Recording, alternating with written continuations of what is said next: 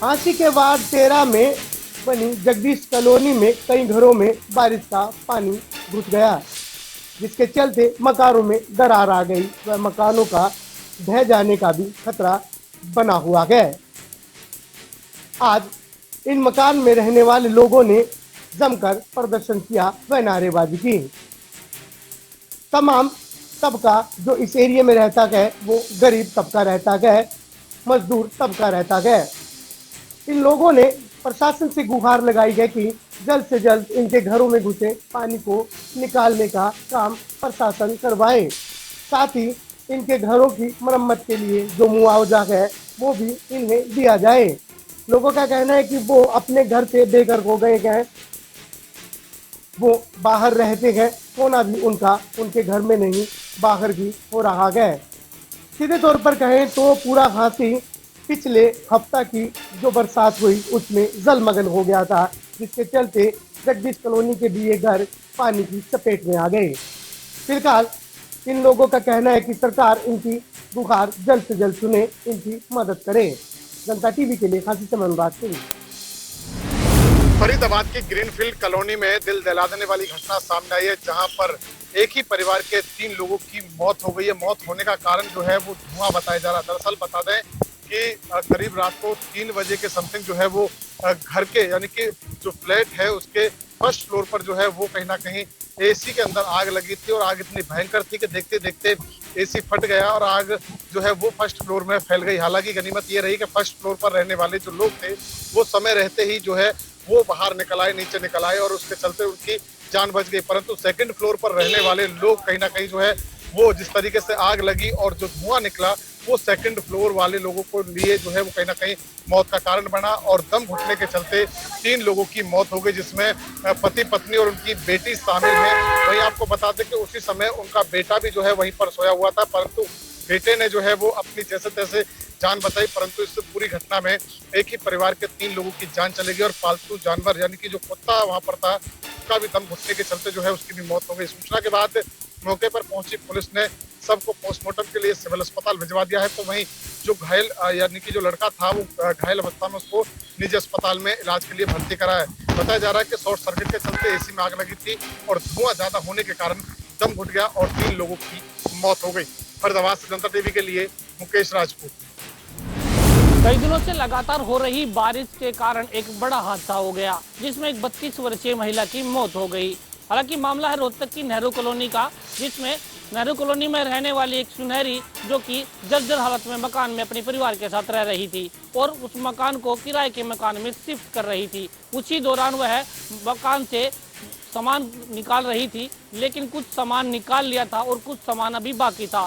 सुनहरी कुछ सामान निकालने के लिए गई तो जर्जर हालत में मकान की छत अचानक गिर गई और सुनहरी वहीं दब, जिसके बाद आसपास के लोगों को बुलाया गया और आसपास के लोगों ने मलबे से सुनहरी के शव को बाहर निकाला। हालांकि उसको पीजीआई में ले जाया गया, लेकिन तब तक सुनहरी की मौत हो चुकी थी। हालांकि सुनहरी के शव का पोस्टमार्टम हो चुका है और शव को परिजनों के हवाले कर दिया है, लेकिन परिजनों का कहना है कि वह काफ़ी गरीब हैं और ऊपर से उनका मकान भी टूट गया और उनका सामान भी दब गया। अब वह प्रशासन से गुहार लगा रहे हैं कि उनकी कुछ आर्थिक मदद की जाए। रोहतक से जनता टीवी के लिए संजय कुमार। जींद के 25 साल के युवक की अमेरिका के अंदर गोली मारकर हत्या कर दी जाती है और हत्या के पीछे की जो सच्चाई सामने आई है, सिर्फ एक बात ये निकल कर आई है कि जो अमेरिका का एक जो मूल निवासी था वो बाहर खुले में पेशाब कर रहा था, तो उसी बात को लेकर जो जींद का युवक था उन्होंने उसको बाहर पेशाब करने से मना कर दिया।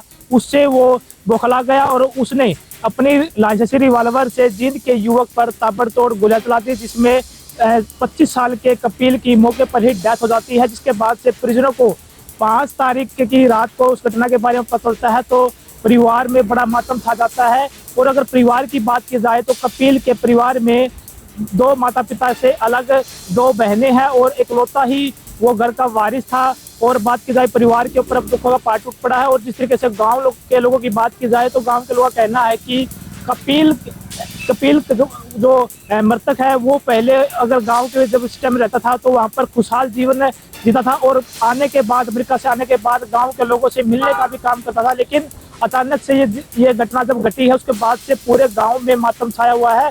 और परिवार से बात की जाए तो मृतक के पिताजी का कहना है कि उन्होंने 2022 में 45 लाख रुपए खर्च करके कपिल को डोंकी के रास्ते से अमेरिका में भेजने का काम किया था और अब वो स्टोर पर सिक्योरिटी गार्ड के रूप में लगा हुआ था और अब उसकी जो पीआर की फाइल है वो भी लगी हुई थी और आगामी कुछ दिनों बाद उन्होंने घर पर आने की बात की थी। लेकिन उससे पहले ही जिस तरीके से अमेरिका के अंदर जींद के युवक की हत्या कर दी जाती है उसके बाद से कहीं ना कहीं पूरे जींद में एक चर्चा ये है कि आखिर कैसे एक सरेआम अमेरिका के अंदर जो कानून की धज्जियां उड़ाई जा रही है और एक छोटी सी बात पर कैसे सरेआम गोलियां चलाई जा रही हैं, ये कहीं ना कहीं एक चिंता का विषय है।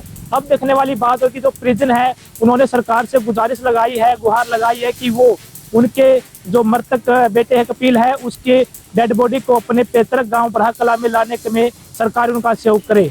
जींद से जनता टीवी के लिए सुनील कुमार की रिपोर्ट। बीएमएस के छात्र ने यमुना नदी में लगाई छलांग, डूबने से हुई मौत।